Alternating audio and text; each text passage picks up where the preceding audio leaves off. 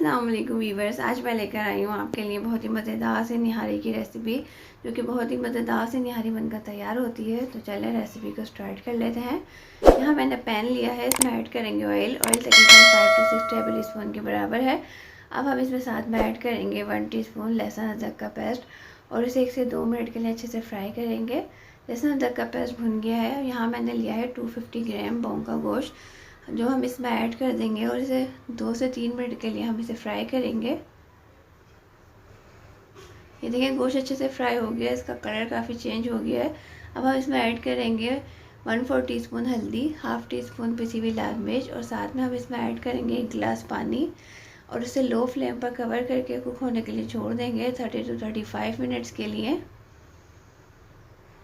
यहाँ मैंने एक पैन लिया, इसमें ऐड करेंगे 1 बड़ा चमचा आटा, नॉर्मल आटा जिससे हम रोटी बनाते हैं, और साथ में हम इसमें ऐड करेंगे हाफ टी स्पून बेसन और आटा मैंने अच्छे से छान लिया था।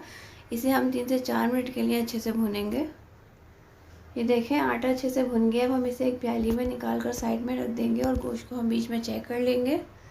गोश्त अभी गला नहीं है, पर मैं इसमें चमचा चलाकर इसे दोबारा कवर करके कुक होने के लिए छोड़ दूँगी। 35 मिनट्स हो गए हैं, पानी बिल्कुल ड्राई हो गया है। अब हम गोश्त को चेक कर लेते हैं। गोश्त अच्छे से गल गया है। अब हम इसमें ऐड करेंगे हाफ टी स्पून पिसा हुआ ज़ीरा, हाफ टी स्पून निहारी मसाला, मैं यहाँ शान का यूज़ कर रही हूँ, आप किसी भी ब्रांड का इस्तेमाल कर सकते हैं, और इसे 1 से 2 मिनट के लिए भुनेंगे। मसाला अच्छे से भुन गया है। जो आटा हमने भून कर रखा था, अब हम इसमें पानी डालेंगे और इसे अच्छे से मिक्स करेंगे ताकि इसमें कोई लम्स ना रहे, और इसे एक लिक्विड फॉर्म में तैयार कर लेंगे। अब हम आटे को नहारी में ऐड कर देंगे और इसे 1 से 2 मिनट के लिए भूनेंगे। इसे ज़्यादा हम नहीं भूनेंगे, आटा हमारा पहले ही हमने भुना हुआ है। अब हम इसमें ऐड करेंगे पानी और उसे लो फ्लेम पर कवर करके 10 मिनट के लिए दम पर छोड़ देंगे। 10 मिनट हो गए हैं। निहारी को हम चेक कर लेते हैं। निहारी बिल्कुल तैयार है।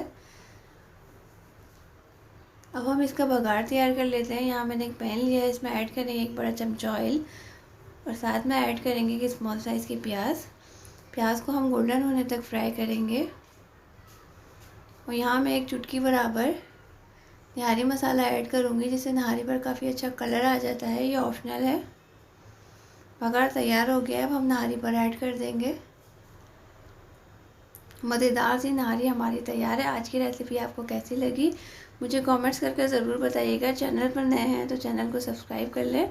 वीडियो अच्छी लगी हो तो इसे थम्स अप दें। नेक्स्ट वीडियो तक के लिए खुदा हाफिज़।